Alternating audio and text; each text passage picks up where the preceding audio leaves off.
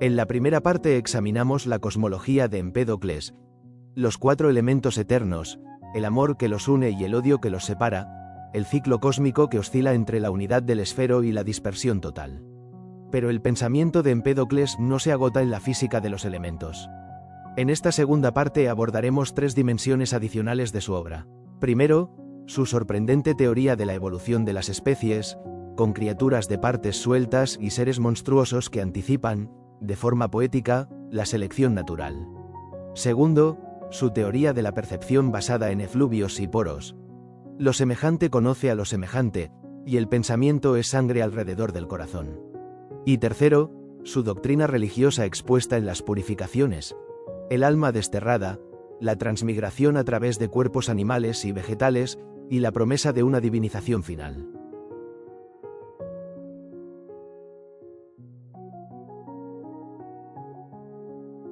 El problema filosófico central de esta segunda parte puede formularse a través de una pregunta fundamental: ¿cómo explicar la vida, la percepción y el destino del alma desde la misma doctrina de los 4 elementos que Empédocles expuso en su cosmología? La biología de Empédocles aplica la lógica de mezcla y separación a los seres vivos.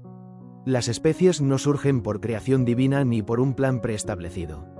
Surgen por combinación de partes, cabezas, brazos, ojos, piernas, que se unen al azar bajo la acción del amor.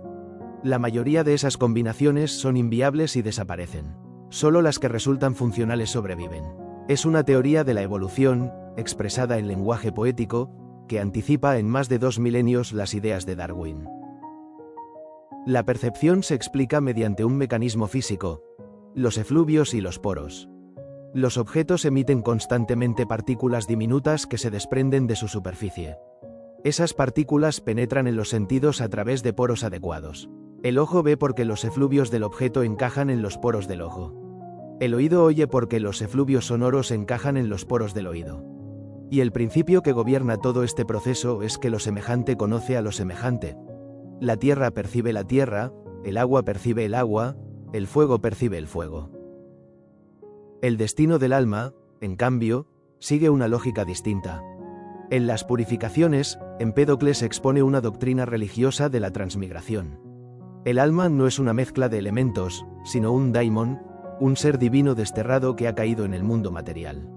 Recorre cuerpos humanos, animales y vegetales durante miles de años, expiando una culpa original, hasta purificarse y retornar a su estado divino. Es una visión trágica y esperanzada al mismo tiempo, que contrasta con el mecanicismo de la cosmología.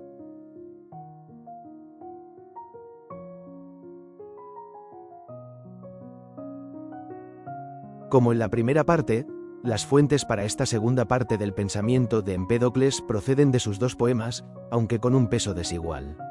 Las purificaciones, el poema religioso que aborda el destino del alma, nos ha llegado en un estado muy fragmentario, apenas unos 150 versos conservados.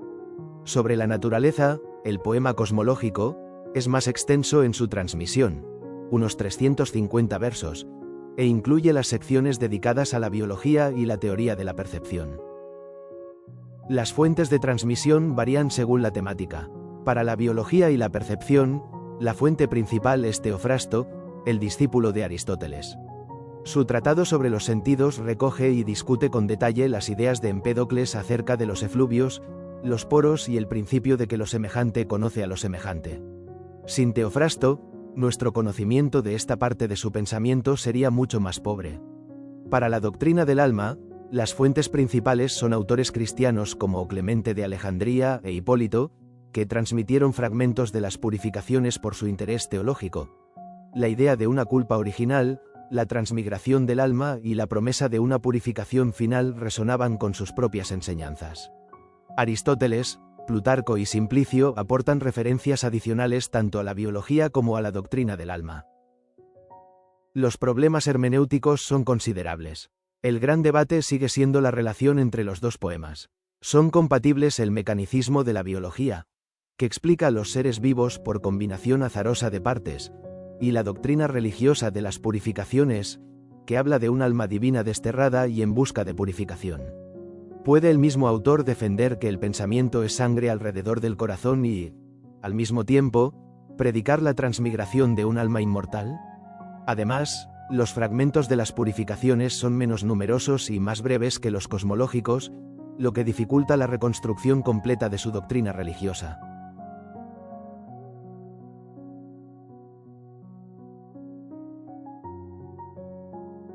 El contexto histórico de esta segunda parte del pensamiento de Empédocles es muy distinto al de la primera. Mientras que la cosmología de los 4 elementos se desarrolla en diálogo con la filosofía de Parménides y los milesios, la doctrina del alma y la figura de Empédocles como taumaturgo se inscriben en un trasfondo religioso y mistérico. El orfismo y el pitagorismo constituyen el suelo espiritual de las purificaciones. De estas tradiciones toma Empédocles la doctrina de la transmigración de las almas. El alma no muere con el cuerpo, sino que transmigra a otros cuerpos, humanos o animales, en un ciclo de reencarnaciones. Toma también la idea de una culpa original. El alma ha caído en el mundo material por alguna falta primigenia, y la promesa de una purificación final que permite el retorno a lo divino. El propio título del poema, Las Purificaciones, remite a los rituales de purificación que existían en el mundo griego para limpiar las impurezas del alma y del cuerpo. La figura de Empédocles como taumaturgo es inseparable de esta dimensión religiosa. La tradición le atribuye curaciones milagrosas, el control de los vientos, por lo que fue apodado cazavientos, e incluso la resurrección de una mujer que llevaba 30 días sin pulso. Se presentaba ante sus conciudadanos con túnicas de púrpura y una corona de oro, no como un filósofo al uso, sino como un ser divino, un dios desterrado que caminaba entre los mortales. Esta imagen carismática contrasta con la del Empédocles científico de los elementos y las fuerzas, y ha alimentado el debate sobre la unidad de su pensamiento. La leyenda de su muerte en el Etna completa el cuadro. Diógenes Laercio recoge la historia. Empédocles se arrojó al cráter del volcán para demostrar que era un dios y que su cuerpo desaparecería sin dejar rastro. Pero el volcán expulsó una de sus sandalias de bronce, delatando su condición mortal. ¿Fue un suicidio filosófico, un intento fracasado de divinización o una leyenda forjada por sus adversarios para ridiculizarlo? La imagen de la sandalia expulsada por el fuego es un símbolo perfecto de la tensión que recorre toda su figura. Entre lo humano y lo divino, entre la ciencia y la religión, entre la razón y el misterio.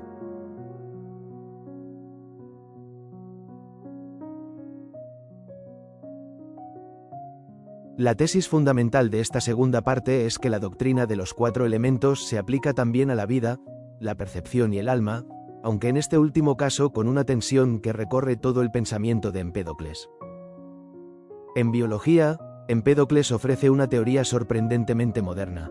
Bajo la acción del amor, partes sueltas de animales, cabezas sin cuello, brazos sin hombros, ojos sin rostro, vagan por el mundo y se unen al azar.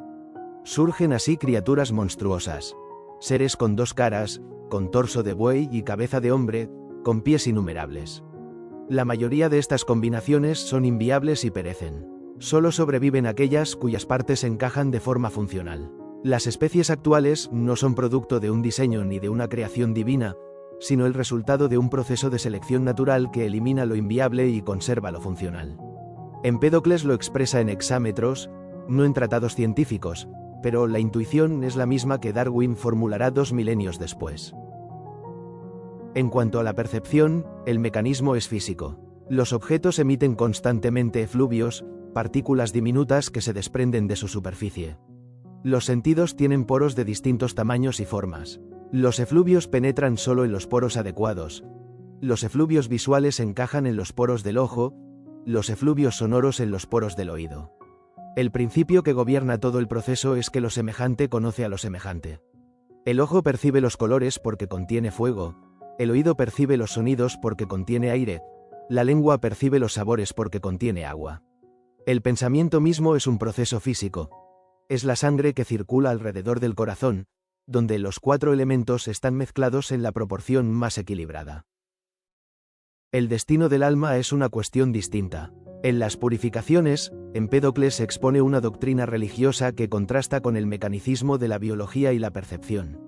El alma no es una mezcla de elementos, sino un daimon, un ser divino que ha sido desterrado al mundo material por una culpa original. Durante miles de años, transmigra a través de cuerpos humanos, animales y vegetales, expiando su falta. Solo la purificación mediante el conocimiento, la abstinencia de carne y la práctica de la justicia permite al alma romper el ciclo y retornar a su estado divino. El propio Empédocles lo confiesa en primera persona: pues yo ya fui una vez muchacho y muchacha, arbusto y ave y pez mudo que salta fuera del mar.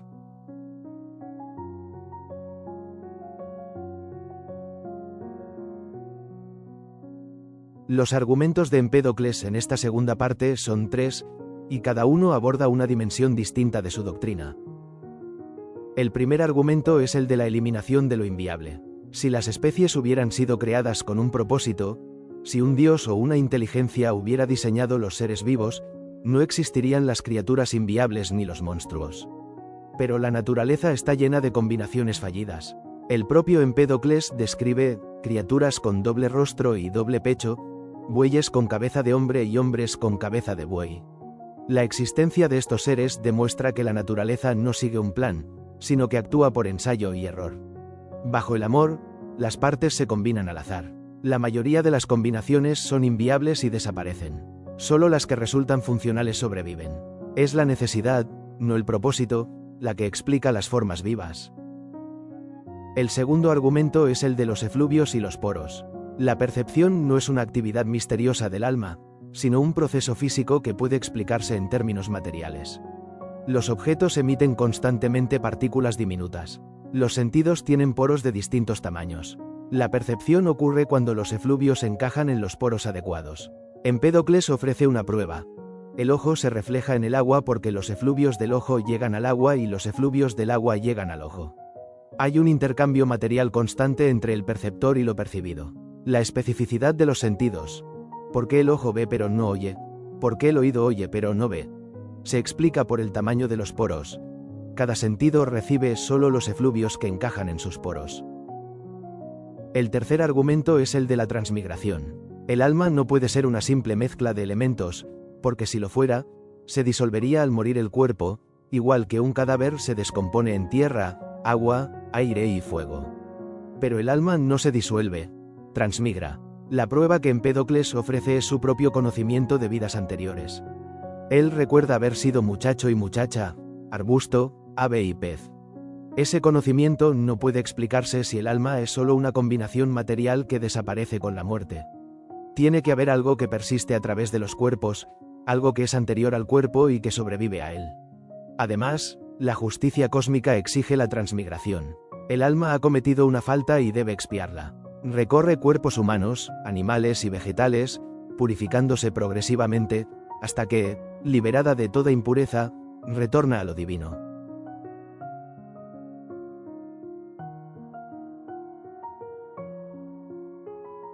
Las implicaciones de esta segunda parte del pensamiento de Empédocles son tan profundas como las de su cosmología, y afectan a la biología, la psicología y la relación entre ciencia y religión.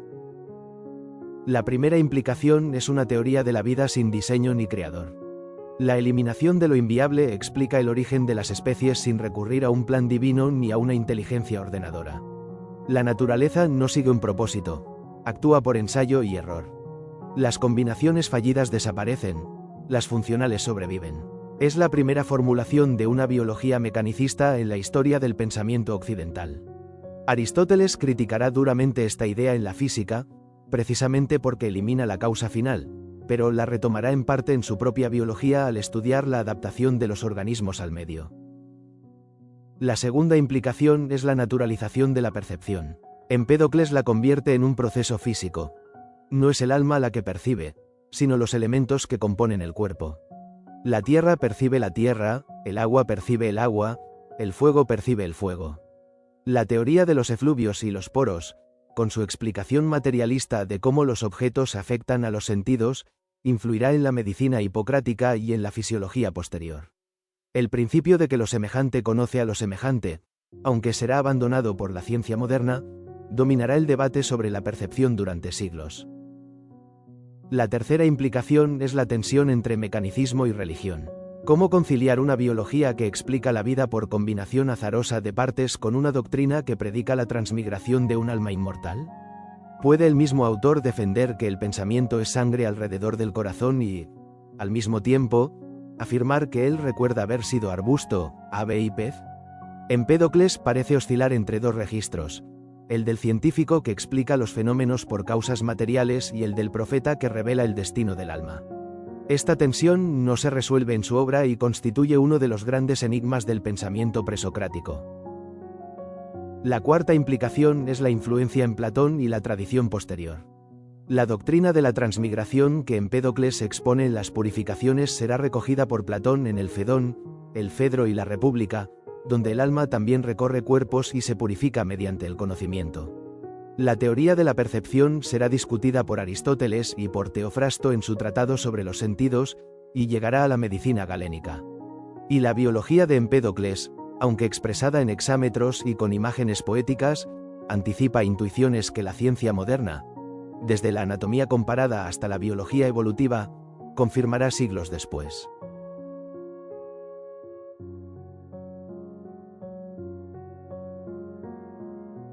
La segunda parte del pensamiento de Empédocles plantea problemas interpretativos que han ocupado a los especialistas durante décadas. 4 destacan por su importancia. El primer problema es la compatibilidad de los dos poemas. Sobre la naturaleza explica la vida y la percepción por causas estrictamente materiales. Los seres vivos surgen por combinación azarosa de partes, la percepción es un intercambio de efluvios entre los objetos y los sentidos. Las Purificaciones, en cambio, predica la transmigración de un alma inmortal que expía una culpa original recorriendo cuerpos. Puede el mismo autor defender el mecanicismo biológico y, al mismo tiempo, la doctrina religiosa del alma sin contradecirse. Las interpretaciones se dividen. Unos ven dos etapas distintas de su pensamiento. Un Empédocles joven, científico y racionalista, y un Empédocles maduro, místico y religioso. Otros defienden la unidad de su obra. No habría contradicción, sino dos dimensiones complementarias de una misma visión del mundo. El segundo problema es el estatus de la teoría de los efluvios. Empédocles describe un mecanismo físico. Partículas que se desprenden de los objetos, poros en los sentidos, encaje entre efluvios y poros. Parece una teoría científica en sentido estricto, pero todo esto está formulado en hexámetros, con un lenguaje poético y mítico. ¿Debemos leer la teoría de los efluvios como una física o como una metáfora del conocimiento sensible? La respuesta determina si consideramos a Empédocles un precursor de la ciencia o un poeta filosófico. El tercer problema es el del recuerdo de las vidas anteriores. En el fragmento 117, Empédocles afirma en primera persona haber sido muchacho, muchacha, arbusto, ave y pez. ¿Es esto una experiencia mística genuina, un recuerdo real de sus transmigraciones? ¿Es una metáfora poética de la unidad de todos los seres vivos, que comparten los mismos elementos? ¿O es una estrategia retórica para dar autoridad a su doctrina religiosa, presentándose como alguien que ha visto lo que predica? El tono del fragmento es solemne y confesional, pero su significado último sigue siendo enigmático. El cuarto problema es la naturaleza del alma. En las Purificaciones, el alma es un daimon divino, un ser inmortal desterrado en el mundo material. En Sobre la naturaleza, el pensamiento es sangre alrededor del corazón. Una mezcla proporcionada de los 4 elementos. ¿Estamos ante dos concepciones del alma en conflicto? ¿O se refieren a cosas distintas? Una cosa es el principio vital que explica el pensamiento y la percepción, y otra el daimon que transmigra. La ambigüedad no se resuelve en los fragmentos conservados, y constituye uno de los mayores desafíos para la interpretación unitaria de Empédocles.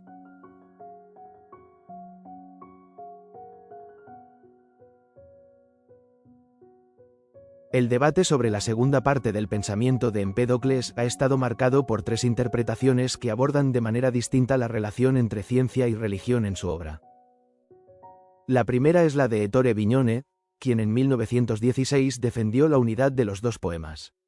Para Vignone, Sobre la naturaleza y las Purificaciones no se contradicen, sino que se complementan como dos niveles de una misma verdad. La física de los elementos explica el mundo material, la doctrina del alma explica el destino del espíritu. No hay ruptura entre el Empédocles científico y el Empédocles religioso. Incluso el daimon, el alma desterrada, no es inmaterial en sentido estricto. Está compuesto de elementos, pero en su estado más puro, en una proporción perfecta. Su caída al mundo es un desequilibrio en esa mezcla, y su purificación es el restablecimiento de la armonía original. Todo encaja dentro de la doctrina de los 4 elementos. La segunda interpretación es la de Charles Kahn, quien en 1960 sostuvo que hay una tensión real e irrenunciable entre el mecanicismo biológico y la doctrina religiosa del alma. Para Kahn, Empédocles no resuelve esta tensión, la habita.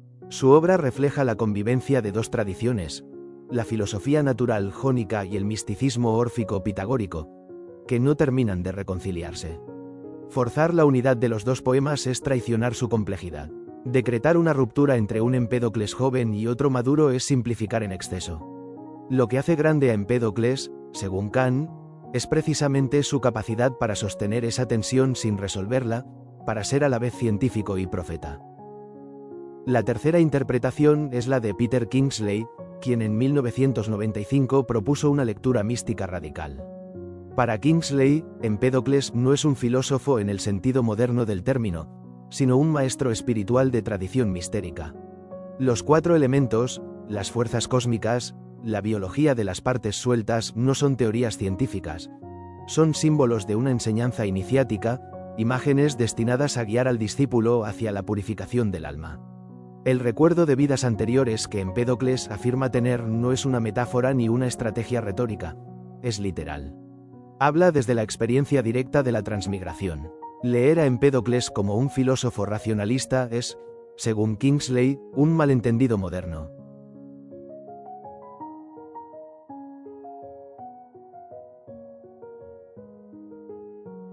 Llegamos al final de nuestro recorrido por Empédocles de Agrigento. 3 ideas para recordar. Primera, la vida como combinación de partes. Las especies no son fruto de un diseño divino ni de un plan racional, sino de la combinación de partes bajo la acción del amor. La naturaleza actúa por ensayo y error. La mayoría de las combinaciones son inviables y desaparecen, solo las que resultan funcionales sobreviven. Es la primera teoría de la evolución por eliminación de lo inviable en la historia del pensamiento occidental, formulada en Hexámetros 2 milenios antes de Darwin. Segunda, la percepción como proceso físico. Los objetos emiten constantemente efluvios, partículas diminutas que se desprenden de su superficie. Los sentidos las reciben a través de poros. El ojo ve porque los efluvios del objeto encajan en los poros del ojo. El oído oye porque los efluvios sonoros encajan en los poros del oído. Y el principio que gobierna todo es que lo semejante conoce a lo semejante. Incluso el pensamiento es un proceso físico. Es la sangre que circula alrededor del corazón, donde los 4 elementos están mezclados en la proporción más equilibrada. Tercera, el destino del alma. Más allá del mecanicismo biológico, Empédocles expone en las purificaciones una doctrina religiosa del alma. El alma es un daimon divino desterrado en el mundo material por una culpa original. Transmigra durante miles de años a través de cuerpos humanos, animales y vegetales, expiando su falta. Solo la purificación mediante el conocimiento, la abstinencia y la justicia permite romper el ciclo y retornar a lo divino. Esta doctrina convive en tensión con el mecanicismo de sobre la naturaleza, y quizá esa tensión sea el legado más profundo de Empédocles. Para concluir, la naturaleza no tiene plan. El alma tiene destino. Empédocles supo sostener ambas verdades sin renunciar a ninguna.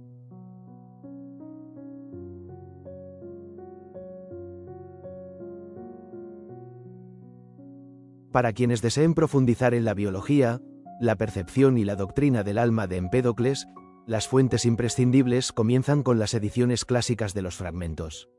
La de Diels y Krans sigue siendo la referencia canónica para el texto griego. La traducción comentada de Kirk, Reiben y Scofield, publicada en español por Gredos, ofrece un excelente acceso al contexto. La edición de Alberto Bernabé en Alianza es la más accesible para el lector hispanohablante. En cuanto a los estudios, Carlos García Gual, en Los orígenes de la filosofía, de los presocráticos a Platón de 2002, sitúa a Empédocles en el contexto del pensamiento presocrático y analiza tanto su cosmología como su doctrina del alma. Alfredo Llanos, en Empédocles, una lectura de la naturaleza de 2007, ofrece un estudio centrado en la física y la biología del pensador de Agrigento. Alberto Bernabé, en su ensayo Empédocles y el orfismo, incluido en Orfeo y la tradición órfica de 2008, examina la relación entre las purificaciones y las tradiciones mistéricas griegas.